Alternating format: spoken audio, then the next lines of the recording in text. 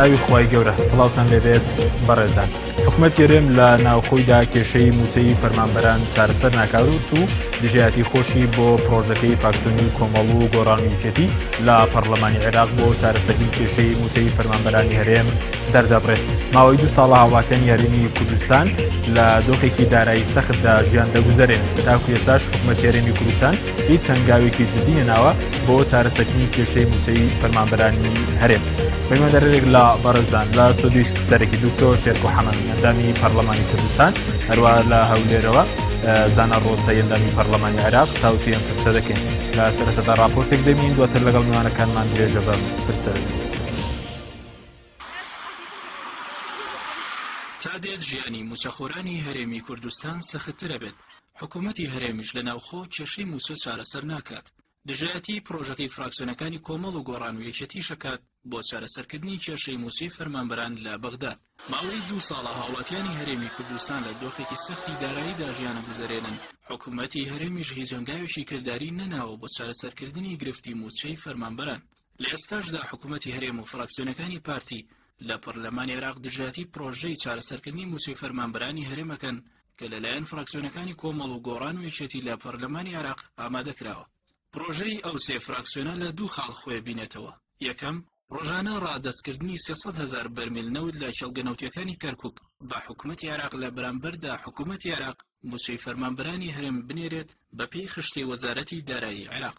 دووەم، ڕۆژانە ڕادەستکردنی 250,000 بەرمیل لە کێڵگەنەوتیەکانی هەرێم بە حکوومەتی عێراق لە بەرامبەردا حکوومەتی عێراق پشکی لە 17% هەرێم بنێرێت لە بودجەی ئینفاقی فعلی. حکوومەتی هەرێمی کوردستان ڕۆژی هەینی لە ڕاگەیاندراوێکدا دژایەتی خۆی دەربڕی بۆ ئەو پرۆژەیە و ڕایگەیاند پابەندی هیچ هەوڵێکی تاگلایانە نابن. فراکسیۆنی پارتیش پرۆژەی سێ فراکسیۆنەکە ڕەتەکاتەوە و لەگەڵ ئەوەدا هەوشێوەی ساڵانی ڕابردوو حکوومەتی هەرێم و بەغداد سەرپشک بن لە جێبەجێکردنی ڕێکەوتنی نێوانیان بۆ چارەسەری موچەی فەرمانبەران. بە بڕوای چاودێرانیش ڕێکەوتنی بەرپرسانی هەرێم لەگەڵ حکوومەتی عێراق بۆ ئەوە گەڕێتەوە کۆمەڵێک بەرپرس سوودمەندی یەکەمن لە مانەوەی دۆسی نەوتی هەرێم بەم شێوەیە، چونکە مانەوەی دۆخەکە بەم شێوەیە درێژەدانە بە گەندەڵی و تاڵانی لە نەوتی هەرێمدا و زیانمەندی یەکەم و کۆتاییش تەنیا خەڵکی ڕۆژوڕووتی ئەم هەرێمن.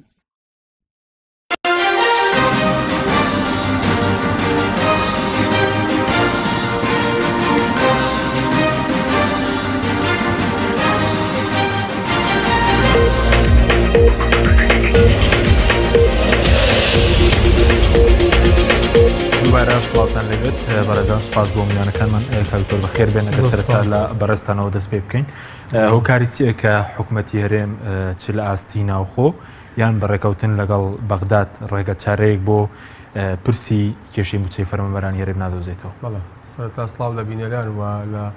لای بەڕێزمان کاکزانە. لە ڕاستیە حکوومەتی هەرێمی کوردستان یاخود ئەو گروپەی کە ئیدارەی مەلەفی نەوت و داهاتەکاندا لە هەرێمی کوردستانە بە بڕوای من ناتوانن و یاخود نایەنەوێت ناتواننەوەی کە ئەمانە ڕێکەوتنێکی 50 ساڵیان لەگەڵ دەوڵەتی تورکیا کردووە و ئەمە ڕاستیە پێ ناچێت ڕێکەوتنێکی زۆر شەفاف و ڕوون بێت و ڕێکەوتنێ بێ توانم بڵێم لە نێوان دوو حکوومەتی شاکرا بێ. ڕەنگە ڕێکەوتنەکە زیاتر لە بینی گروپێک لێرە و گروپێک لە تورکیاوە لە نێو ئاک پارتیا کرا بێتوانە. لەناو ئەو ڕێکەوتنا لە ڕاستیە کۆمەڵی ئیلتیزامات خراوەتە سەر شانی حکوومەتی هەرێمی کوردستان کە تا ئێستاکە ڕێکەوتنەکە بۆ خەڵکی هەرێمی کوردستان ڕوون نییە، تەنانەت بۆ پەرلەمانی کوردستانیش ڕوون نەکراوەتەوە. من ئەم قسەیە و هاوڕێیانەمانە کە لە لیژنەی وزە و سامانە سروشتەکان لە پەرلەمانی کوردستان ئەڵەن چەندین جار بە نووسرا و داوامان لە ئەنجومەنی وەزیران کردووە کە کۆپیەک یاخود نوسخەیەک لەو ڕێکەوتنە 50 ساڵەمان بۆ بنێرن کە ئەسڵ وایە پێش ئەوەی هەر ڕێکەوتنیە بکرێ پەرلەمان ئۆکەی لەسەر کات چکە بەپێی هەم یاسای ژمارەیەکی ساڵی 92 یاسای هەڵبژاردننی پەرلەمان و بڕیاری ژمارەیەکی ساڵی 2005 هەموو یاسا کارپێکراوەکانی هەرێمی کوردستان پەرلەمان مەرجعی باڵای ئەم پرسانەیە و دەبێت لەوێەوە ئۆکەی بدرێت. جگە لەوەیشی کە کەس نازانێت چۆن کراوە، زۆر ناڕوونە و پەرلەمان هەر ئاگاشی لێ نەبووە، ئامادە نەبوون بینێرن بە بیانووی ئەوەی وتویانە لە ناو ڕێکەوتنەکە کۆمەڵێ بەرگەی ئەمنی هەیە. دووەم جار ئەو بەڕێزانە لە لیژنە تایبەتمەندەکانی پەرلەمان وتوانە ئۆکەی واسی لێبێنن ئەو بەرگانەی کە بڕگەی ئەمنیە ئەومان بۆ منێرن، تەنها ئەو بەرگانەمان بۆ بنێرن کە پەیوەندیدارە بە بواری داراییەوە هەر جوابیان نەداونەتەوە. کەواتە ئەم ڕێکەوتنە لە ڕاستیا جگە لەوەی کە ڕێکەوتنێکی داراییە بە پێی ئەو قسانی کە من لەو بەڕێزانەی لیژنە تایبەتمەندەکانم بیستووە کەواتە ڕێکەوتنێکی سیاسیشە یعنی ئەم گروپە حکومڕانەی کە لە ڕاستیا نەوتی کوردستانیان تاڵان فرۆش کردووە و خستویانتە خزمەتی بە برسیکردن و چەسانەوەی خەڵکی هەرێمی کوردستانەوە و خستویانتە کردویانە بە ئامرازێک بۆ ئەوەی خەڵکی هەرێمی کوردستان ملکەتی ئەو سیاسەتە بکەن کە دوجار ئینتاژی سیستەمێکی تۆتالیتاری و تونڕە و تاکڕەوەکە لە هەرێمی کوردستانە لە قۆناغێکان لەگەڵ دەوڵەتی تورکیا بە بڕوای من ئاسان نییە لی بێنە دواوە و ئەمە چەندین جار ئێمە لەسەر زمانی ئەمانەی کە ئیداری مەلەفی نەوتەکەن لە هەرێمی کوردستانە جۆمان لێ بووە و توانە ئێمە قوفڵی نەوتی کوردستان جارێکی تر تەسلیمی بەغدا ناکەینەوە ئەمە بەڕوونی وتراوە لەسەر زاری ئەو گروپەی کە ئیدارەی مەلەفی نەوتەکەن کە لە خزمەتی چەند کەسێکی دیاریکرا و خێزان و بنەماڵی دیاریکراوایە لە هەرێمی کوردستان نقطەیەکی ترەوەی لە ڕاستیە ئەمانە هەرگیز ئامادەنین کۆی داهاتەکانی هەرێمی کوردستان چجا داهاتی نەوت بێ یا داهاتی خاڵە سنووریەکان بێ یا داهاتی ناوتی تانکەر بێ مشتەقاتی ناوخۆ بێ چکە سێ جۆر نەوت هەیە نەوتێک بە بۆری نەوتێک بە تانکەر کە خراپترین جۆری فرۆشتنی نەوتە و مشتەقاتی ناخۆشە مەی پاڵاوگەکان و بازن مستەوداعەکان بە بڕوای من هەرگیز پارتی وێچێتی ئامادەنین ئەمە تەسلیمی حکوومەتی ئیتیحادی بۆچی هۆکارەکەی لە ڕاستیە ڕوونە چەندین جار بەڵگە بڵاو بۆتەوە و زانیاریەکان ئەوەمان پێڵێن بە دوادەشورەکان ئەومان پێڵێن کە کۆمەڵێک مەسئولی نامەسئول کۆمەڵێک خەڵکی خۆ دەوڵەمەند کرد لەسەر ژیانی خەڵکی هەرێمی کوردستان مەسئولن و سوودمەندن لە مەسەلەی داهاتی نەوت و ئەوانی تر بۆیە لە ڕاستیە ئامادەنین هەر ئەمانە ئەم گروپە حکومڕانە کە بەم شێوە زۆر خراپە ناشرینە جۆرێک لە تاڵانکردنە ئیدارەی مەلەفی داهاتەکانی نەوت و دارایەکانی دەردن لە هەرێمی کوردستانە ئێستا بەڕاست بێ یا بە درۆ هەرێمی کوردستانیان کردووە بە ژێرباری قەرزێکەوە کە نزیکەی 30 تریلیۆن دینارە لە ئەگەری ڕێکەوتن لەگەڵ حکوومەتی ئیتیحادیە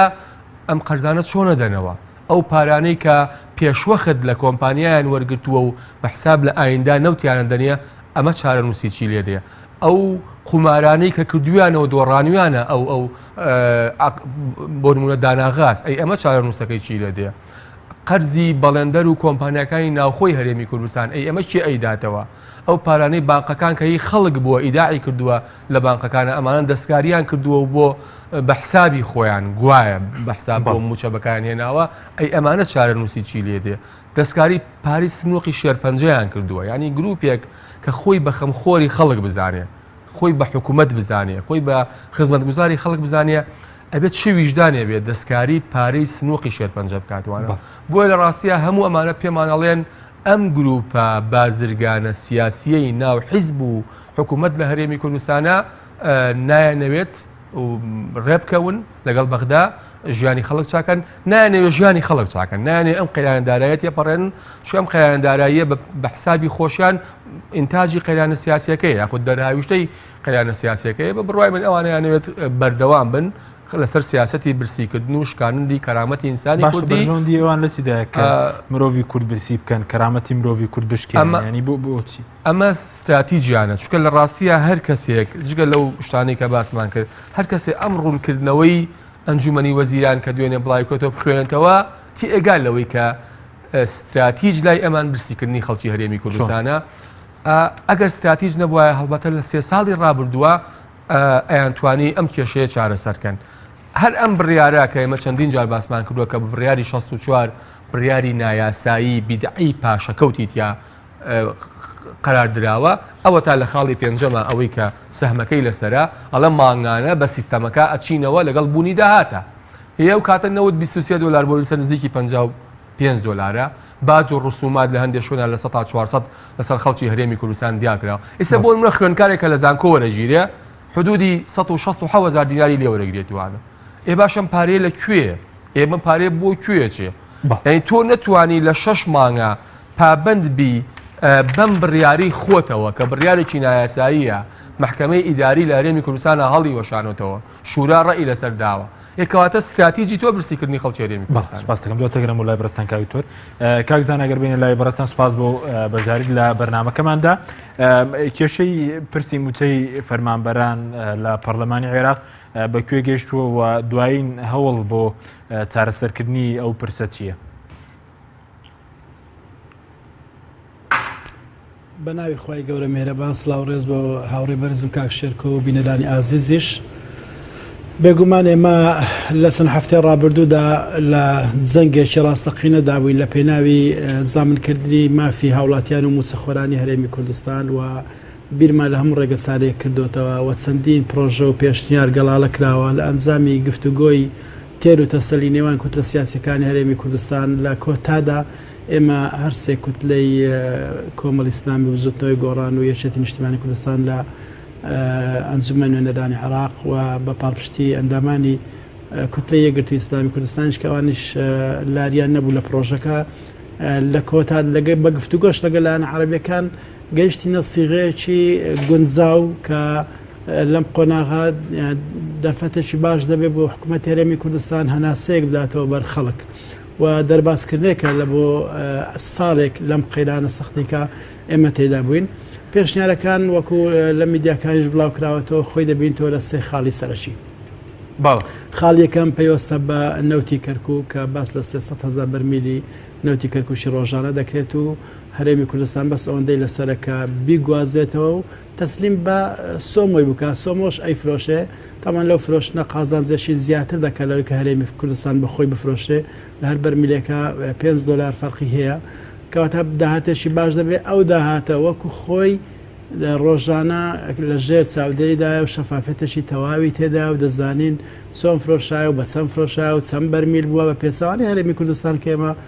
بەگومانی لە هەموو ئەو ڕقەبانێکە بۆمان باز دەکرێت بەڵحاصل ئەم پارەیە دەگەڕێتەوە بۆ هەرێمی کوردستان لە ڕێی بەغداوە تەرخان دەکرێت بۆ موچەی موچەخۆرانی هەرێمی کوردستان و ئەوەی کۆمەڵایەتی پاشان بەشی دووەم لە پێشنیارەکە باس لە 250,000 بەرمیلی نەوتی خۆماڵی ناو چێلگەکانی هەرێمی کوردستان دەکات ئەویش هەرێمی کوردستان لە زیاتەوەی کە بە خۆی بفرۆشێ تەسلیمی سۆمۆی دەکات سۆمۆ ئەیفرۆشێ و داهاتەکە هەر بۆ هەرێمە یعنی لە هەردوو حاڵەتەکە داهات بۆ هەرێم دەگەڕێتەوە ئەگەر کێشە لە داهاتە بەڵام داهاتێکی باشتریش لەوەی کە بە خۆیان بەدەستیان دەکەوێت و نازانین بۆ شوێ دەچێت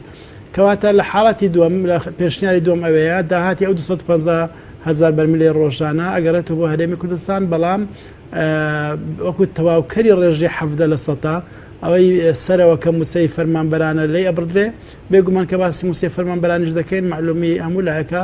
باس لەو ژمارەیە کە لە یاسای بودجێ عێراقی هەیە کە بریتە لە 682,023 فەرمانبەر ئەمانە ساڵانە بەپێی یاسای بودجە مافدراوە هەرێمی کوردستان دایان مەزرێنێ مەبەست لە 1,400,000 موچەخۆر نییە کە هەرێم بە شێوێکی دوور لە هەمووستاندا دەچینێ دەوڵەتی دای مەزراندوە و بۆتە بارەشی قرس بەسەر موازنە ئەمە دوو خاڵی سەرشی بوو خاڵی سێمیش کە هەر 5 فراکسیۆنەکە لە سەرین و پێشنیاری لە بنەڕەتدا پێشنیاری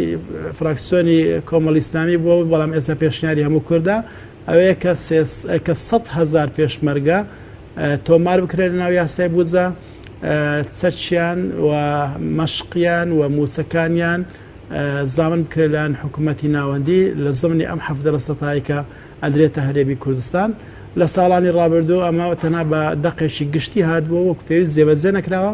ئێستا مادەم بۆ حەشتی شعبی ژمارەیەک دیاری کراوە دەگوترێت 122,000 چەکداری حەشتی شعبی ئەوە منطقە ئێمە شەکو کورداوا بکەین کە 100,000 پێشمەرگە تۆمار بکرێت ناو یاسای بودجە ئەم سێ بڕگەیە ئەم سێ پێشنیارە بوو کە لە ئەنجامی گفتوگۆیەکی زۆر زەمینەیەکی سازەبوو لەلایەن عەرەبیەکان تۆمارمان کردیە و پێشکەشی لایەنەکانمان کردیە و خەریک بووین بگەینە ڕێکەوتنی کۆتایی بەر لەوەی کە فراکسیۆنی پارتی دموکراتی کوردستان و حکوومەت هەرێمی کوردستان ئەم هەڵوێستەی کە ڕۆژی جومعە نواندیان گرفتێکی دروست کرد لە بەردەم گەیشتن بە ڕێکەوتنی کۆتایی و ئەگەنە ئەمڕۆ یاسای بودجە ڕەنگە پەسەند کرابایە بەڵێ هۆکاری ئەوەی کە حکوومەت دژایەتی ئەم پرۆژەیە وەکو سێ فراکسیۆنە فراکسیۆنی کۆمەڵ و گۆڕان و یەکێتی لە پەرلەمانی عێراق دەکات هۆکارەکەی چییانی بۆچی دژایەتی ئەم پرۆژەیە دەکات لە ڕاستیدا ئێمە لە چەند هەفتێک پێش ئێستا گوێمان لە سەرۆکی وەزیرانی هەرێمی کوردستان بوو لە میدیاکان کە باس لەم پرۆژەیەکرا بێمنەتێکی پیشاندا گوتی ئەگەر دەتوانن بابسن بیکەن. ئەمە ینی ئاماژەیەکی زۆر ڕوون بوو کە هەموو هەوڵێک دەدەن بۆ ئەوەی ئەم پێشنیارەی فراکسیۆنە کوردستانیەکانی تر سەرکەوتوو نەبێ. بەڕای من هیچ تەحلیلێک هەڵناگرێت زگە لەوەی کە هەندێک بەرژەوەندی تایبەتی دەکەوێتە مەترسی. ئەو بازرگانە سیاسیانێک کە کاکشێرکۆ ناوینان بازرگانی سیاسی ئەوانەی کە مستەفیدن لە گۆڕینەوەی دۆلار بە دینار، ئەوانەی کە مستەفیدن لە ئەو کۆمپانیانەی کە پاڵاوگەنەوتەکانیان هەیە یاخود بەرهەمەنەوتەکان دێن و دەبن ئەم دەستکەوتە شخصیانیان هەموو لە دەست دەسێ. بۆیە ینی هۆکارێکی منطقی تر نییە کە ئەوان بەم شێوەیە پێشوازی لە پێشنیارێکی دڵسۆزانەی فراکسیۆنە کوردستانی کام کە بە پیر هاواری فەرمانبەران و موسەخۆرانی هەرێمی کوردستانەوە هاتوون و قەنەعەتیان بەلایەن عەرەبیەکان هێناوە کە هاوسۆزیەک بنوێن بەرامبەر بە هاوڵاتیانی هەرێمی کوردستان. بەڵێ زۆر باشە. ئی سەبارەت بە مەسەلەی هۆکاری چیە کە بەڕێز بەشێک لە لایەنە عەرەبیەکان ئێستا قەنەعەتیان پێکراوە کە پشگیری ئەو بکەن کە موچەی فەرمانبەرانی هەرێم چارەسەر بکرێنی. بۆچی حکوومەتی هەرێم و مەسەلەن فراکسیۆنی کوردیش لە پەرلەمانی عێراق دژایەتیەوە دەکەن؟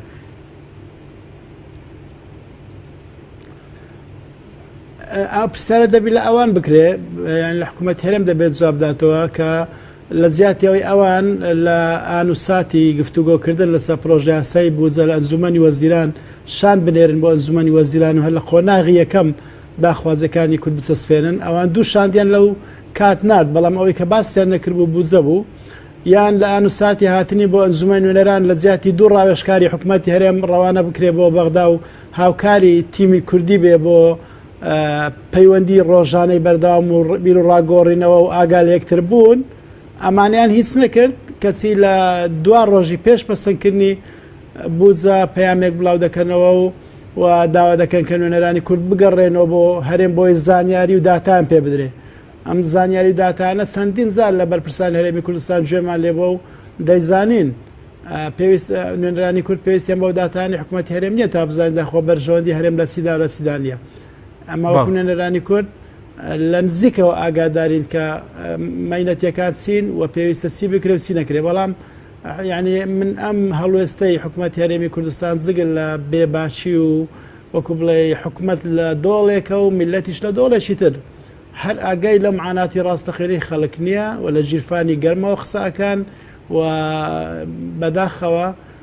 زۆرێکە لە هەستنەکردن بە مەسئولیت بەرامبەر ئەم قۆناغە و تا ئێستا پێیان وایە ئەوان زۆر سەرکەوتون لە ئیدارەدانی باردۆخی کوردستان. زۆرەوە سەرکەوتن بێ من نازانم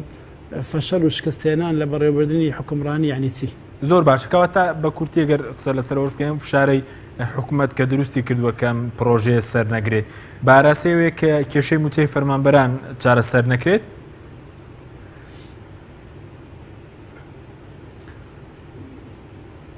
ڕەنگە ئەوەی لێ بخیندرێتەوە، بەڵام نەئەوەتە بە خۆیان دێن گفتوگۆیەکی ڕاستەوخۆ دەکەن لەگە حکوومەتی ناوەندی، نەحەز دەکەن لایەنێکی تری کوردستانیش کە سەرۆکایەتی حکوومەتی بەدەستەوە نییە پێشنیارێک تەقدیم بکایان ڕێگە چارێک بدۆزێتەوە بۆ ئەم کێشەیە کامە پێمان وا بۆ ئەمە ئێمە کردومانە هاوکارێکی زۆر زۆر باشە بۆ حکوومەتی هەرێمی کوردستان و ئەمە 2 ساڵە ئەم شێوازەمان ئەزمون کرد کە حکوومەتی هەرێمی کوردستان پێی باش بووە. دەی باشە بە ئەم ساڵیش شێوازێک کە ئەزمونکەین خۆ ئەگەر هاتوو ئەو شێوازە ئێستا پێشنیار کراوە لە نێو بودجە ماوەی 2 مانگ 3 مانگ 4 مانگ ئەزمونمان کرد و دیتمان سەرکەوتو نەبی نەوتەکە هەلە بەدەستی خۆمانەوە بۆ ڕێکە هەلە بەدەستی خۆمانەوە حکوومەت هەرێم دەتوانانی بگەڕێتەوە سەر شێوازە کۆنەکەی خۆی بۆ دەرفەتێک نادا بە گۆڕانکاری. بەڵێ سوپاسەکەم دواتەگەڕێن و لای بەرزستان کاوتۆرگە بگەڕێن و لای بەرز سەبارەت بۆی ئەگەر مەسەرەن کێشەکە لەناوخۆ چارەسەر دەکرێت حکوومەت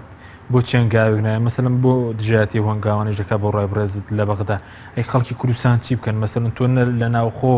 کێشەکە چارەسەر بکرێت و دژایەتی مەسەلەن ئەوەش بکرێت کە لە بەغداش کێشەکە چارەسەر بکرێت. لە ڕاستیە بەش جگەل لەو بابەتەی کە پێشتر باسمان کە خاڵێک ترەوەیە ئەمان بە ئامۆژگاری سندوقی نەقدی نێودەوڵەتی و ئەو لایەنانەی کە ئامۆژگاریانەکەن و على ئاساس وعدیان پێداون بە حساب لەم قەیرانە داراییای هەیانە قەرزیان بدەنێ ئەو ژەوەیە کە ئەیانەوێ بەشی زۆری کوردستان بەرەو کەرتی تایبەت برن. بۆ نمونە سەرەتا من چاکم لە بیرە لە تەموزی 2014 ئەو کاتێ ئەنجومەنی هەرێمی بۆ کاروباری نەوتوگاز هاتنە پەرلەمانی کوردستان وەزیری سامانە سروشتەکان وتی ئێمە لە نێوان دەعمی بانزین و پێدانی موچا ئەبێشیان هەڵبژێرین ئەو بۆ کاتە پێشتر دەعمی بانزینیان نەکرد دەعمیان لەسەر بانزین هەڵگرت بۆی بتوانە علاساز موچە بدەن دەعمیشان لەسەر بانزین هەڵگرت بانزین بوو بە تیجاری هەمووی بەڵام نەشانتوانی موچە لە کاتی خۆیان بدەن خاڵی دووەم نقطەی دووەمەوە بۆ هاتن نەوتی سپیان دەعمی نەوتی سپیان لەسەر ماڵان لابرد لە 25/5/2016 بڕیاری 34 دەگەر بەڵهانە چوو بێتە وەزارەتی سامانە سروشتەکان دەریەکە ئەڵێ ئێمە بە هیچ جۆرێک ئیتر پاڵپشتی نەوتی سپی بۆ ماڵان ناکەین پارێزگارەکان سەرپشکن لەوەی چۆن نەوتی سپی بۆ ماڵان دابینەکەن ئێستا ئەوە بینیت نەوتی لە بازاڕەکانە نرخی لە چاوپارە بەرز بۆتەوە و ئەوەشی کە ئێستاکە لە بەغداوە دێت و بەسەر ماڵاندا بەشەکرێت لە چاوپارە 18,000 چۆتە سەر پار بە 40,000 دینار بوو ئێستا بە 48,000 ئەم کارتی زیرەکەش کە ئەمە جۆرێکی تری گەندەڵیە وەک زۆر ناشەفافانە لە سەردەمی پارێزگاری پێشووی سلێمانیا کراوە و پێویستە ڕاستیە دیوانی چاودێری دارایی پیا بچێتەوە و هەڵیشی وەشێنێتەوە ئەوە بینیت ئێستاکە نزیکەی 50,000 دینارە بەرمیلێک کە تا ئێستاکە هێشتاکە نەگەشتۆتە قەراخ و ناوچە ساردەکانیش بۆیە ینی مەسەلە پێنجێن و پشدەر و شارباژە ڕۆوانە تەواو بووە. نقطەیەکی تر مەسەلەی کارەبا هەمومان نەزانین لای کەرتی تایبەتە. نقطەیەکی تر لە ڕاستیە ئەوەی کە ئەمان ئێستا ئەوە ئەم پارەی کە لە خوێندکارانی وەرەگرن و ئەو جۆرێک لە ئەوەی کە پێوتە سیمی پرایڤێت یاخود نیمچە تایبەت لە خستەخانەکانە لە دوای دەوامی با بڵێن لە ئێوەرانە ئەمە خۆی لە خۆیان جۆرێکە لە تایبەتکردن یاخود ئەوەی کە ئێستاکە لە ناو هەرێمی کوردستانە هێزە ئەمنیەکان لەگەڵ ئەو پەڕی ڕێزم بۆ قارەمانەتی هێزی پێشمەرگەی فیعلی لە ڕاستیە بەڵام ئەوانەی کە لە ڕاستیە ئەمانە ئیشیان پێیانە ڕۆژێک لە ڕۆژان بەکاریان نەهێنن بۆ ئەوەی پارێزگاری لەم نیزامە سائیدە بکەن کە نیزامێکی بەرە و تۆتالیتار و تاگڕەوی ملەنێ لە هەرێمی کوردستانە ئەوانە موچەکانیان دەستکاری نەکراوە واتە جۆرێک لە بە تایبەتکردنی کەرتی تایبەت لەناو ئەمانەشا هەیە بەنەتیجە حکوومەتی هەرێمی کوردستان جۆرێک لە سیاست پەیڕەوەکە کە حکوومەت بچووک بکاتەوە واتە ئەو ژمارە زۆرەی موچەخۆر کە خۆیان لە ڕاستیە بە فیعلی ئەوەی من ئاگادار بم ناگاتە 700,000 ئەوەی کە خۆشانی سە بۆ نمونە لەم ڕاگەیەنراوەی خۆیانە باسی 730,000کەن بەڵام لەولاتر ئەڵێن 1,400,000 ینی لە ڕاستیە ئەوەی کە لە ڕابردووە سیاسەتی خراپی پارتی وێچێتی لە ئیدارەدانی هەرێمی کوردستانە و کڕینی وەلای خەڵک بۆ ئینتیخابات و دامەزراندنی بەلێشا و بندیوار و دووموچە و سێموچە و خانشینی نایاسایی و ئاخر یانی تۆ بێنە بەرچاوی خۆ خەڵکەیە بە پلەی فەریق خانشین کراوە لە هەرێمی کوردستانە باشە خۆ کورد جێشی نەبووە بۆیە لە ڕاستیە ئەمانە دەیانەوێت وڵاتەکە بەرەو کەرتی تایبەت برن و ئەمەش جۆرێکە لەو ئامۆژگاریانەی کە دۆستەکانیان بۆیانەکەن کە بە بڕوای ئێمە کەرتی تایبەت لە هەرێمی کوردستانە نییە من خۆم شخصی خۆم ئەوەندەی بڕوام وایە کەرتی حیزبی هەیە ئەوەندە کەرتی تایبەت لە هەرێمی کوردستانە نییە ئێمە لەو بارەیەوە لەگەڵ برای بەڕێزم کە عومەری حاجی عنایەت ئەم کتێبەمان ینی لە نووسین و ئامادەکردنە و ئەم نووسێم هەر بۆ بەڕێزشتانی ناوە کە ئەمە بە دیاری دواتر بۆ بەڕێستان کە ئەمە ینی جۆرێکە لەو سیاسەتانەی کە لە هەفتاکانە لەسەر زۆر وڵات تاقی کراوەتەوە لە شیلی تاقی کراوەتەوە لە شوێنی تر تاقی کراوەتەوە بۆ نمونە ویستیان لە بەریتانیا بەڵام ماگرتار شەر کە بە ژنە ئاسنینەکە ناسرا بوو بەرەنگاری بووەوە و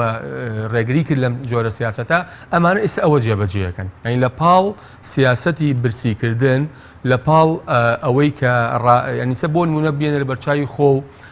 سەقفی داواکارەکانی خەڵک لە زۆر کاتە ئێستاکاڵە تەنها موچەم هەبێ ئیتر گرنگ نییە بەلامەوەکیە سەرۆکە ئەنی زۆر ئێمە ڕۆژانە گوێمان لەم قسانە ئەبێ لە شەقامی کوردیە ئەڵە تەنها سەری مانگ موچەکەم وەرگرم تر بەلامەوە گرنگ نییە کێ سەرۆکە سیستەمی حکومڕانی چۆنە دەستوری وڵات چۆنە ینی واد لێ ئەکەن تەنها تۆ بیرە لە لای بژێوی ژیانە بێ لە لای قوتی مناڵەکانە بێ ئەوەی کە لە کوردەواری ئەڵێ مردنی پیشان بە بۆی بە لەرزوو تا ڕازی بێتوانە بۆیە ئەمانە لە ڕاستیە نایەنەوێت نبیێنە لە بەرچوی خۆت ئێستاکە لەم ڕاگەیانراوی ئەنجومەنی وەزیرانە باسیەواکەن گوایە ئەمانە بۆ دابینکردنی موچە پێویستیان بە 180 ملیار دینارە ئەوە موچە فعلیەکەی ینی تۆ ئەگەر هەموو موچە بدەیت بە کارمەندان ئێستا ئەمان ڕوبع موچە ئەدەن بە نایاسایی بۆ ئەمە پێویستیان بە نزیکەی 500 ملیار دینارە 600 ملیار دینار نەخێت ئەوەی کە من ئاگادارم وەزانیاریم وەرگرتووە و لە ئەنجومەنی وەزیرانیشم وەرگرتووە طبعا ئەمان ینی یەکێک لە ستەمەهەرە گەورەکان بۆ نمونە لە وڵاتە لە خاننشینانەکرێ خاننشینانی مەدەنی فعلی ئەو خاننشینانەی کە ساڵانێکی زۆر مامۆستا بوون فەرمانبەر بوون خزمەتی فعلیان کردو نەبێ ئەو خاننشینانەی ڕاستیا بە نایاسایی لە ڕێگەی وەلای حیزبیەوە بۆ ئەم جوت حیزبە دەسەڵاتدارە ڕەنگە لە حیزبەکانی تریش کەم و زۆر هەبێت لە ڕاستیە بەڵام بەشی زۆری لای پارتی وێچێتیە ئەوانە بە چەند مانگێک جارە موچەوەرەن ئێستا بۆ نمونە خاننشینان تا ئێستای مانگی 5 وەرگرتووە بۆیە ئەو مانگەی کە هی خاننشینانی تیانە 500 ملیار دینارە ئەو مانگەی کەی خاننشینان و تۆڕی کۆمەڵایەتیوانێتیا بێ ئەگاتە نزیکە 650 ملیار دینار ینی مانگ هەیە 500 ملیارە مانگ هەیە 650 ملیار دینارە کە منم قسەیم لە ئەنجومەنی وەزیرا وەرگرتووە بەڵام لە ڕاستیە داهات لە هەرێمی کوردستانە هەیە سوپاس دواتر قسە لە سەرەکەین سوپاسن کاکتۆر بەڵە بینەرانی بەڕێز ناوبڕێکی کورد دواتر وەگەڕێنەوە وڵاتان لەگەڵ بەرنامەی ئەمڕۆ با سپۆنسەری کۆمپانیای ئەسێ بۆ بازرگانی مۆبایل شیری ئەڵتونسا ئەسێ یەکەمین مۆبایلی مارکەی کوردی کۆمپانیای ئەسێ بە لە بەرچاوگرتنی قەیرانی دارایی مۆبایلە تایبەتەکانی دەکاتە قستی مانگانە Q4 14,000 دینار Q5 17,000 دینار پەلە بکە بە بەخاوەنی یەکێک لە مۆبایلەکانی ئەسێ کە 2 مۆدێل و 4 ڕنگ لە خۆ دەگرێت بە قستی زۆر گونجاو ئەسێ پێشەنگی تەکنەلۆژیای نوێ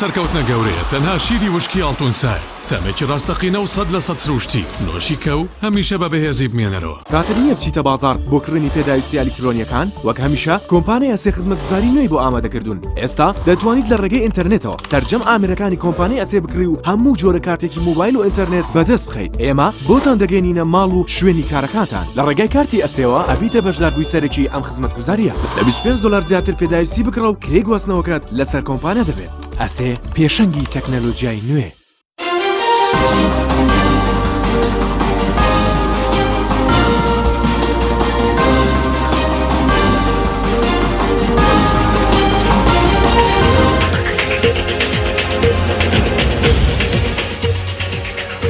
دوبارە سڵاوتان لەبێت بەڕێزان کاکزان ئەگەر بگەڕێنەوە لای بەڕێستان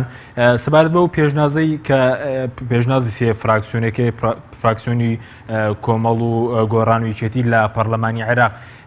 بەوەی کە نەوتی کەرکووکەوە 300,000 بەرمیل نەوتی کەرکووک و 250,000 نەوتی هەرێمیش کێشەی لە سەدا چەندی موچەی فەرمانبەرانی هەرێم چارەسەر دەکات کە حکوومەت هەرێم بەڕەتی دەکاتەوە پرۆژێکی بەدیل هەیە جگە لەمە؟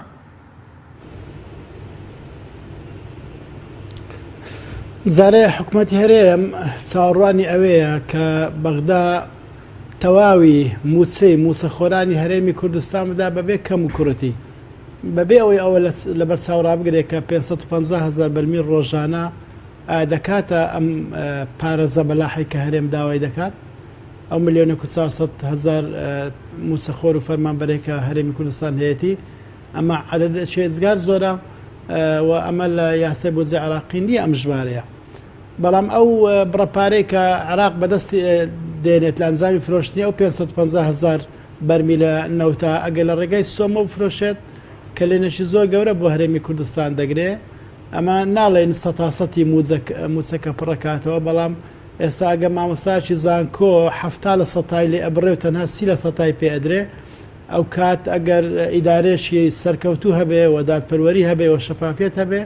ئێمە لەو بڕواداین بەپێی شارەزاکانی ئێمە لە ئەنجومەن نوێنەران لە لیژنەی دارایی لێکیان داوەتەوە حکوومەت ئەتوانێت مانگانە موچەی فەرمانبەرانی هەرێم بدا ئەگەر 100%ش پێ نەدرێت ئەتوانین 170 بدا کەواتە کا 130 لێ ببڕی کا 170 لێ ببڕی جیاوازێکی ئەجگار زۆر دەکا و دەرفەتێکی باشە بۆ حکوومەت هێرێم بەڵام کێشە لەوەدایە کە حکوومەت هێرێمی کوردستان خۆی خستۆتە ژێرباری کۆمەڵێک قەرز و قۆڵی تر کۆمپانیەکان قەرزێکی زۆریان هەیە مانگانە باسی 150 میلیۆن دلار دەکەن کە دەبێت بدات ئەو کۆمپانیانە بێزگە لە مقاویلەکان و کۆمەڵێک شتی کەرتی تایبەتەوەوانەکە بۆتە ماڵ بەسەریان ئەمانە کێشەی گەورەنەکە داهاتی نەوت هەمووی تەرخان ناکرێت بۆ موچەی فەرمانبەران بەڵکو ناچارین بەڵ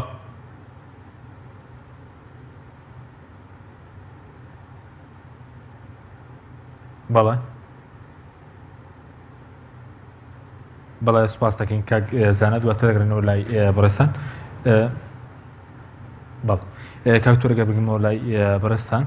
سەبارەت بەوەی کە باز لە داهاتی ناوخۆ بکەین داهاتی ناوخۆ ئەوەی کارێم لە ئاستی ناوخۆ چارەسەری ناکات ئەگەر ئیرادەیەکی جددی هەبێت دەتوانرێت لە ئاستی ناوخۆش کێشەکە چارەسەر بکرێت نەکو لە بەغداد بەڵێ بە دڵنیایی ئەمان خۆیان یعنی خۆیان خۆ پشتیان کردە بەغا خۆیان وتیان ئێمە ئابووری سەر بە خۆپەیڕەوەکەین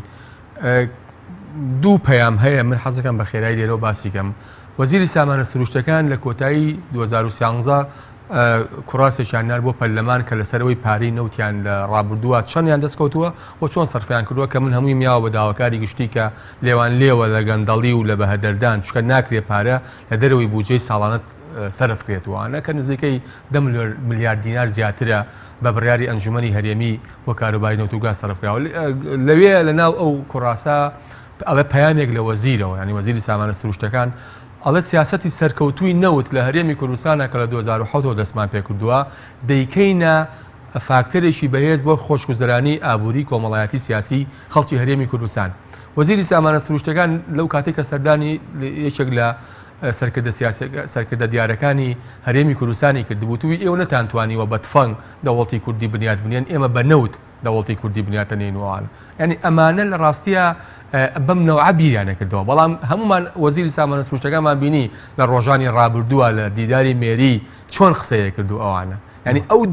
دوو فاقیە ئەو دوو پەیامە بەراورد کە تی ئەگەی لەوەی کە ئەمانە چۆن مامەڵەیان کردو هەمووشمان نەزانین یەکەم کەس لە ماوەی ڕابردووە بارزانی بوو ڕۆشتەوە بۆ بەغاو لەگەڵ عەبادیە وەستا و هەموو ئەوانی کە باسی ڕفراندۆم و دەوڵەتی کوردیوانە ئەکرا بوون بە جۆرێک لە خەو لە ڕاستیە ئەمانە وەکوتم خۆیان ئەم سیاسەتیان تەبەنی کرد خۆیان خراپترین یاسای ژمارە 22 ساڵی 2007 یاسای نەوت و گازیان لە پەرلەمان بە ئۆکەی پارتیوێچێتی کە من بیرما ئەو کاتە ژمارەیەک لە پەرلەمانتارە ڕێک و پێک و بە ویژدانەکانی ئەو کاتە کە تێگەشتمون لە خەتەری ئەو یاسایە هاتنە دەرەوە بایکۆتی ئەو کاتەی دانیشتەکانی پەرلەمانیان کرد لەسەرەوەی کە ئەو یاسایە نابێت بۆ شخڵەتیە پەڕێتوانە ئەمانە خۆیان و یاسای ژمارە 5 ساڵی 2013 ئەوی کاڵێ یاسای شایستە داراییەکان بۆ هەرێمی کوردستان ئەمانە خۆیان ئەمەیان هین کردووە کەواتە جگە لەوەش کە بۆ نمونە وەزیری سامانە سروشتەکان ئەیود لە 2015 ئەیگەینە ڕۆژی 1 ملیۆن بەرمیل لە ڕۆژێکدا باشە ئەی ئێستا بۆ وای لێ هاو ئێستا بۆ وای لێ هاو کەواتە ئەمان خۆیان بە حسابی خۆیان ئەبوایە خۆشگوزەرانیەکی لە ڕادە بەدەریان بۆ هەرێمی کوردستان بێنایە ئەگەر ئیجازە هەبێت ینی کە کەواتە شکستیان خواردووە فەشەلیان هێناوە هاوڕێیانی ئێمە لە ژووری توێژینەوەی سیاسی لە زوتنەوەی گۆڕان تەنها مانگی 11 حساب کردووە ئەگەر بە خێرایی بۆ خوێنمەوە بەڵێ تەنها لە مانگی 11 بە نەوتی بۆری هینی هەرێم و هینی کەرکووک نزیکەی 941 ملیار بوو لە 941 ملیۆن دلار 941 ملیۆن دلار داهاتی هەرێمی کوردستان بووە ئەگەر نەوت بە 39 دلاریش حساب بکەیتوانە ئەمە جگە لە نەوتی تانکەر و جگە لە داهاتی ناوخۆ تاوانەوە پارەی مشتەقاتیشی لەگەڵایەکە بە نزیکەی تقریبا 150 ملیۆن دلار لە مایەکە بە پێی ئەو ڕقم حسابیانی وەزارەتی سامانە سروشتەکان کەواتە پارە هەیە بەڵام وەکو باسمان کرد ڕاستە ئەمانە ئەمەندە ناشەفاف و ئەمەندە خراپ و ئەمەندە لە بەرژەوەندی گروپێکی دیاریکراوە بەکارێنن ڕۆژان گەیانەوە بەم ڕۆژە. سپاس دەکەم کاکزانە ئەگەر بینەوە لای بەڕێستان پێشتر باستان لەوە کرد ئەگەر ئەم پرۆژەیەوە لە پەرلەمانی عێراق چارەسەری هەموو کێشکەش نەکە چارەسەرێکی باشی قەیرانی دارایی دەکات یعنی ئەگەر حکومەت هێرێم لەسەر ینی بەداهاتە ناوخۆیەکان و بەداهاتی تر بەتاواتی ناتوانرێت موچەی فەرمان بەرامداگەر ئەم پرۆژەیەوە لە بەغدا سەر بگرێت؟ ئەو پرۆژەیەگە سەری گرت لە حاڵەتی هەرە باشیدا ئەگەر لایەن عەرەبیەکان قبولی بکەن و حکوومەت هێرێم پێشوازی لێ بکە و بەڕێکپێشی جێبەجێ بکرێ و لە جێبەجێکردنیشی حکوومەتەکەی حەیدەرئەبادی هیچ بیانووی نەدۆزرێتەوە پارەگە بگات هەرێمی کوردستان ئێمە ناڵێن 100 کاروبارەکان چا دەکاتەوە مەسەلەی موسە چارەسەرەکرێ لەبەرەوەی لە هەرێمی کوردستان پێویستمان بە چاکسازیێکی بە پەلە و ڕاستەقینی هەیە لە کەرتی بەڕێوەبردن و لە بەتایبەتی لە مەسەلەی موچەی زیاد و ئەم فەوزایی کە لە ڕابردووە هەبووە ئەگەر ئەم چاکسازیە نەکرێ داهاتی هەرم ئێستا چەندە چوار قاتیش بێتەوە ئێمە ڕەنگە نەتوانین ئەم بارودۆخە چاکەین ڕەنگە کاتی خۆی ئاشتی هەورامی کە لە دیداری مێری گوتی ئەگەر بەرمیلێکنەوە بگاتە $100 حاڵەتی موچەخۆری و وەزعی کوردستان چاک نابێ لەبەرەوەی خۆی باش دەزانێ ئەم داهاتە کە لە ئەنجامی فرۆشتی نەوت پێیابێت ناگەڕێتەوە ناو خزانەی گشتی و بە شێوەیەک بە شێوەیەکی نایاسایی تەسەڕوفی پێکرێ کە باردۆخسا ناکرێ من هەر لێرە تەکیدەوە دەکەمەوە هەرێمی کوردستان کە خاوەنی یاسای بودجەی تایبەت خۆی نییە ئەو ماوەی 3 ساڵە هەرێمی کوردستان یاسای بودجەی خۆی دەرناکە ئەمە مانایشی زۆر مەترسیداری هەیە لە جیهانی ئابووری داراییدا وڵاتێک ئەگە یاسای بودجەی نەبوو کەواتە ئەم حکوومەتە بەبێ هیچ ئەساسێکی قانونی بە کەیفی خۆی مامەڵە لەگەڵ داهات و خەرجی دەکا کەواتە هیچ ڕقیبێکی لەسەر نییە ئەمە کارەساتێکی گەورەیە کە یاسای بودجە لە هەرێمی کوردستان نەبێ بە بیانوی ئەوەی وەڵا داهاتەکان کەما کەواتە پلانت نییە بۆ داهات و پلانت نییە بۆ خەرجەکان ئەوە وەزعی هەرێمی کوردستانە بۆیە دەڵێن ئەگەرات و ئەم پێشنیارش سەر بگرێ و لە حاڵ باشترین حاڵەتیدا بێ ناتوانێت بەم ئیدارێ و بەم عقلیەتێک کە ئێستا حکوومەتی پێوە بەڕێ دەبدرێ قەیرانەکان چارەسەر بکرێن بەڵام ئەگەر ئیرادەیەک هەبێ و ئەگەر شەفافێت هەبێ و ئەگە عەدالەت هەبێ ئەمن قەناعەتی تەواوم هەیە کە هەرێمی کوردستان خاوەنی داهاتی خۆیەتی و دەتوانێت موچەخۆرەکانشی دابین بکە و جوڵێش بخاتەوە بازار. بەڵێ ئەگەر ئەو پرۆژەیەوە لەناو پەرلەمانی عێراق سەر بگرێت و لە یاسای بودجە دەنگی پێ بدرێت حکوومەت هێرێم دەبێت پابند بێت دەتوانێت خۆی لێ بزێتەوە لەوەی کە پابندی و ڕێکەوتنە بێت بەتابەتی دوێنێک کە لە بەیاننامەکەی دوێنێ بازلوودە کە کاوان پابندی هەوڵێکی تاگلایانە نابن. حکوومەت هێرم ڕاگەیاندە دەرێ پابند نابین بەڵام چارەسەری چییە ئەدیس بەدیلێکی پێەیە پێم وایە ئەو کات حکوومەت هێرێم خۆی ڕوبەڕووی لێپرسینەوەی زیاتری جەماوەری و سیاسی و قانونی دەکاتەوە و ئێمە ئەو کات وەکو نوێنەرانی کورد لە بەغدا دەست دەکەین بە ئەرچی چاودێری خۆمان ئەرچی یاسادانانی خۆمان تەواو کرد دەقە یاساکانماندانا هەر لەمان ژێکەم و دۆمەوە ئەرچی چاودێری دەست پێەکەین بزانین داخۆ ئایا ئەم یاسای بۆ جێبەجێ نابێ و شێکەم تەرخەمە حکوومەتی هەرێمەگە کەم تەرخەم بوو بە ڕاشکاوی دەی لەسەر میدیاکان و لە کۆنگرێ ڕۆژنامەنووسی بە هەموو خەڵکی کوردستان ڕادگەێنین کە چێ ڕێگرە لە بەردەم چارەسەرکردنی گرفتی ئابووری هەرێمی کوردستان بۆیە حکوومەت دەکەوێت ژێر فشارێکی ڕاستەقینە ئێستا ڕەنگە ڕازی نەبێ بەڵام ئەگە یاسای بودجە دەرچوو حکوومەت هێرێم دەبێت بیرێکی لێ بکاتەوە چونکە سەرنجامی پابند نەبوون بە یاسای بودجە سەرنجامی باشی نابێت بۆ هەرێمی کوردستان. زۆر باشە سەبارەت بە فراکسیۆنی پارتی لە پەرلەمانی عێراقەوان لەگەڵ ئەم پرۆژەی بەدیلیان نەبوو بۆ مەسەلەی چارەسەری کێشەی موچەی فەرمانبەران یاخود هەمان ساڵانی ڕابردووەوەی کە حکوومەت هێرێم و بەغداد سەرپشک بن و مەجاڵی ئەویان هەبێت کە خۆیان بزنەوە جێبەجێکردنی ڕێکەوتنەکە ئەوەی ئەوان باسی لێو دەکەن شتێکی منطقی نییە چونکە ئەگەر ئەو حکوومەت هێرێم خۆی لە شوێنی حکوومەتی بەغدا دابنێ ئامادەنیە کارێکی ئاو بکە ئەوان داوا دەکەن لە بەرامبەر 550,000 بەرمیل نەوتی ڕۆژانە حکوومەتی بەغدا موچەی تەواوی فەرمانبەرانی هەرێمی کوردستان و هەموو موچەخۆرانی هەرێمی کوردستان بدا. بەڵام ئامادەنی نەبە هیچ شێوەیەک چاودێری دارایی عێراقی بە هاوکاری دیوان چاودێری دارایی هەرێم وردبینی بکات لە ناوی موچەخۆران لە سۆنەتی خرجکردنی ئەم پارەیە لەو داهاتانێکە لە هەرێمی کوردستان پەیدا دەبێتن. بۆیە ئەوان دەیانێت بەبێت چاودێری و بەبێ وردبینی هەموو داواکارەکانیشیان جێبەجێبێ. ئەم پێشنیارە لە حکوومەتی عێراقی پێی قبول دەکرێت، ئەوانش لە زێ حکوومەتی عێراقی بانشتیوان قبول ناکرد. بەڵێ زۆر باشە. سەبارەت بەوەی کە لە ڕاگەیەنراوەکەی دوێنێ حکوومەت داوای کۆبوونەوە دەکات لەگەڵ ئێوە وەکو فراکسیۆنە کوردیەکان، یعنی ئێوەی ئامادەن کۆبوونەوە لەگەڵ حکوومەتی هەرێم بکەن لەسەر مەسەلەی بوجە یاخود کاتەکەی تێپەڕیوە؟ ینی ئەو ڕاگەندرای حکوومەتی هەرێم خۆی لە خۆیدا دەزانن کە داوایان کردووە داوای کۆبوونەوە بکەن، زان ئەو کۆبوونەوەی ناکرێ لەبەر ئەوەی لە کاتی بەسەر چووە ئەم داواکاریە. لە جیاتەوە هەفتەی ڕابردوو ئەم داواکاریان کردبایە باشتر بوو و لە جیاتەوەی کە داوا بکەن سەرجەم پەرلەمانتارە کوردەکان بگەڕێنەوە هەولێر ئەزیەتیان کێشاوە شاندێکی دوو کەسیان نەربایە بۆ بەغدا باشتر بوو بۆی هاوکاری فراکسیۆنی کوردستانیەکان بکات و ڕاوێژیان لەگە بکات و دەعم و پشتیوانیان بکات لە چەسپاندنی ئەم پێشنیارانەوەیان هەر پێشنیارێکی کە لەوە باشترە. ئەگە پێشنیارێکی لەوە باشتریان پێەیە بۆی هەمووان هاوکاریان بین. بۆیە فراکسیۆنی کوردەکان ڕاشیان گەیاندووە ئێمە ناگەڕێنەوە بۆ حکوومەتی هەرێمی کوردستان تازە درەنگ وەختە و ئێستا سەروبەندی دەنگدان لەسەر پرۆژەکە دەبێ ئێمە مەسئولیەتی خۆمان جێبەجێ بکەین. بەڵێ زۆر باشە. بەڕێزت لە کاردانەوەی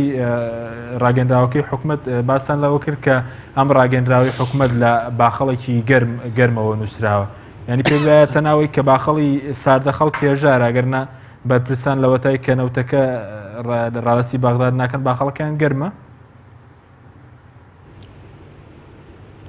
یعنی هەروەکو ئەوەی کە بەرپرسانی ئێمە لە حکوومەتی هەرێمی کوردستان ئاگان لە باردۆخی خەڵک نەبێت، لە وڵاتێکی کە بژین، لە دۆڵێکی کە بژین، ئاگان لێنێ کە ئەمڕۆ خەڵک لە چ ئەزمێکی ڕاستەقینەدایە. ئێمە کو نوێنەرانی خەڵک وەکو پەرلەمانتاران من و کاک شێرکۆی بەرزکەلەوەی دانیشتەوە ڕۆژانە دەیان هاوڵاتی دەگاتە ئێمە پەیوەندیمان پێوەدەکە، بەس کەس ناگاتە ئەوان پەیوەندیان پێوە بکە بۆی بزانن حاڵ و گوزەرانی خەڵک لە چیدایە. بۆیە من پێم وایە ئەوان لە باخەڵی خۆیانەوە دەیژمێرن، ئەوان لە بار و گوزەرانی ژیانی خۆیانەوە تەماشای باردۆخکە دەکەن. ئەوان وا دەزانن هێشتا دنیا شامی شەریفە و هیچ شێشێکمان نییە، شێشێکی ڕاستەقینەمان نییە تا ئێستاکە لە ناڕزایەتی مامۆستایان تێناگەن، تا ئێستاکە پێیان وایە ئەم خەڵکە هاتوۆتە سەر شقام و داواکاری هەیە و یاداشنامە دەداتە نوێنەرانیان لە بەغدا و زم و زۆلێکی دەکەن بۆی دەربازێک بۆ ئەم باردۆخە بدۆزنەوە، پێیان وایە ئەمانە کارێکی نانیشتیمانی دەکەن، خەریکە تۆمەتیشمان بۆ دروستکەن. بۆیە من پێم وایە حکوومەتی هەرێم خەوبەری نەداوە، ئەگەر لە خەویش هەستا بێ لەو درەنگۆکتەی خۆی خەوبەری نەداوە و تا ئێستا کە وڕێ نەدەکا. ئەمانە قسە نین، ئەمانە چارەسەر نین، ئەمانە پێشنیار نین، ئەمانە هیچ ڕێگایکی باشترمان پیشان نادە لەوەی ئەو پێشنیاری ئێمە کردوانە لە بەغدا. بەڵێ سپاس دەکەین. کاکتۆر تۆش پێ دوایە ئەوان باخەڵی باخەڵیان گەرمەوە لە باخەڵێکی گەرمەوە ئەم بەیاننامەیان نووسی و کاکزانە باسیەوە کرد. هەر بەڕاستی ئەوان لە ئەستێرەیەکی ترن، ینی کاک حەشیم تۆ بێنێ بەرچاوی خۆ ئێستاکە هەر نەستری وەزیر و وەزارەتەکان حساب بکە لە 5 ملیۆن بۆ 15 ملیۆن تایەتی بەپی حەجمی وەزارەتەکان وانە، ینی ئەگەر وەزیرێک 7 ملیۆنی بەڵێ مانگانە ئەمە نستریەیە، جگەلەوەی کە ئۆتۆمبیلیان پێەیە، جگەلەوەی کە بانزینیان لەسەر وەزارەتە، جگەلەوەی کە سەفەریان هەیە و زۆر بابەتی تریشوانە. هەرتۆ حەزەکە ئەم سەری ساڵە سەری کە بزانە چەندیانە ڕۆن بۆ ئەوروپا بۆ ئاهەنگەکانی سەری ساڵ و بۆ سەردان و بۆ گەشت و سەفا و ئەوانە. بۆیە لە ڕاستیە بەفیعلی ئەو گروپە بازرگانە سیاسیەی کە حکومڕانی هەرێمی کوردستانەکەن چ لە ناو حیزب چ لە ناو حکوومەت کە نوخبەیەکی زۆر دیاریکراوی بچووکی خۆسەپێنن بەفیعلی ئاگیان لە ژیانی خەڵکی هەرێمی کوردستان نییە و قەیران بچووکترین کاریگەری لەسەر ئەواندانە ناوە. زۆر بۆیە ئەوان ئیسیعدادیان نییە و دەیانەوێت بەم جۆرە لەسەر سیاسەتی برسیکردنی خەڵکی. زۆر باشە. بێشتر بەڕێزت هەمی کیتیان پارتیش نانەوێت نەوت ڕاڵاسی بەغدا بکە هەردوو لایەن هەردوو لایەن نایانەوێت و ناشانەوە داهاتەکانی ناخۆ تەسلیمی بەغدا بکەن. بۆ ئۆچی ینی ئیسیفادەی لێ دەکەن هەردوو لایەن بە ئەندازەیەک بەڵێ بە دڵنیایی من ئەم قسەیەکەم کە هەردوو لایەن وەکو یەک مەسئولن و ئەمە قسەی ناو خۆیانە یعنی تۆ بێت لە بەرچاوی خۆ لەو ماوەی ڕابردووە ئەو ململانەی کە نێوان حیزبەکانە بە تایبەتی ناویشتی نیشتیمانی کوردستانایە خۆیان ئەڵەن داهاتەکانی حکوومەت هەمووی ناچێتەوە لای حکوومەت و داهات بەلا ڕێدا دەبرێت و ئەوانە یعنی خۆ ئەمە واسەحە من دڵنیام لەوەی کە ئەمانە نایەنەوێت نەنەوت تەسلیمی بەغدا بکەن نە کۆی داهاتە ناوخۆیەکانیش تەسلیمی بەغدا بکەن ئەسڵەن ئامادەنین تەسلیمی هەیئاتی کوردستانی بۆ ئامادەنین تەسلیم هەمووی بۆ پەرلەمانی کوردستان بکەنە ڕوو ناهێڵن دیوانی چاودێری دارایی بڕوە تەدقیقی حساباتەکانیان بکە یعنی من سەیرم لێ ئەمانە پەنابن بۆ کۆمپانیای و دیلۆیت بەڵام ناهێڵن دیوانی چاودێری دارایی بچە ڕقابیان لەسەر کاتوانە یعنی بۆیە ئیسیفادەی لێەکەن ئەمانە لە ڕاستیە تۆ بێنە لە بەرچاوی خۆ لە گەرمەی قەیرانی داراییە کەناڵی ئاسمانی کراوەتەوە ئەمە بە پارەی کراوەتەوە بەپارەی خەڵک کراوەتەوە بە دڵنیایی بە پارەی لەسەر بودجەی گشتی ئەکرێتەوە ئەی چۆن ئەکرێتەوە یعنی تۆ بێنە لە بەرچاوی خۆ کەناڵێکی وەکو ئێرە کەناڵێکی وەکو کەیەنێن بزانە هەمان ئەو ژیانی کارمەندەکانی ژیانی ئەو کەسانی کە ئەیبەن بەڕێوە وەکو ئەو کەناڵانە وایە کە ئەم قەیرانی دارایە کراونەتەوە بۆی لە ڕاستیە ئەمان جگەر لەوەشی کە تۆ بێنە لە بەرچاوی خۆ ئەم لاشەقەبەیی حیزبی هەیکەلە حیزبی پارتی بێچێتی بە چیە ڕابەڕێەوە ئەی چارەسەر چی ئێستا حکوومەت ناوخۆ چارەسەرێکەن لەگەڵەوە شەر لە بەغدا ینی هاوڵاتی چی بکە ینی ئەم حکوومەتە شکستی خواردووە و پێویستم حکوومەتە هەڵوەشێنرێتەوە حکوومەتێکی ڕزگاری نیشتیمانی دا بمەزرێنرێ دووسێ ئەرچی سەرەکی هەبێ استراتیجی حکوومەتەکە تێپەڕاندنی قەیرانی دارایی بێ و سندۆقی داهاتەنەوتەکان دروست کرێ کۆی پارەی هەرێمی کوردستان لە نەوتی بۆری تانکەر مشتەقات و شیرینی نەوت و هەموو ئەوانەی تێ بچێت بەمە دەتوانرێت لە ڕاستیە ئەم قەیرانیداراییە تێپەڕێنرێت و شەفافیت هەبێت و دیوانی چاودێری دارایی و دەستەی نەزاهە و هەموو ئەمانە لێکەوەینەوە بکەن پەرلەمانی کوردستان دەست بەکارەکانی بکاتەوە یاخود بە ڕازگۆیانە و بە سادقانە بڕۆن لەگەڵ حکوومەتی ئیتیحادیە ڕێبکەون بۆ ئەوەی ئەمان نەوتەکەی ڕادەستکەن و ئەویش لە بەرامبەرە شایستە دارایەکانی هەرێمی کوردستان بەرسانی بەغدا دەمینترین بۆ نەوتەکان ڕادەستکردنیان ئەوانە یێرە لە ڕاستیە ئەمان شکستی خوارد ینی ئەمان خۆیان دان بەوە ئەنێن کە شکستیان خواردووە و بۆکو وتم ئەمان ناتوانن ڕوبع موچە لە کاتی خۆیان بدەن ینی بێنە لە بەرچاوی خۆ حکوومەتێک نەتوانێت ڕوبع موچە لە کاتی خۆیان دابین کە ئەبێ سەرکەوتنەکەی لەکوێ بێ زۆر سپاس بۆرێک لە بەڕێزان لە دکتۆر شێرکۆ حەمامین ئەندامی پەرلەمانی کوردستان کە بەڕێزیان لەستۆدی سەرکی لەگەڵام بوو هەروە بەڕێز زانا ڕۆسێنەی پەرلەمانی عێراق کە بەڕێزیان لاولێرەوە لەگەڵمان بوو سپاس بۆ وێبینەرانی بەڕێز سپاس بۆ ئەو کارن تا بەرنامەی خۆتان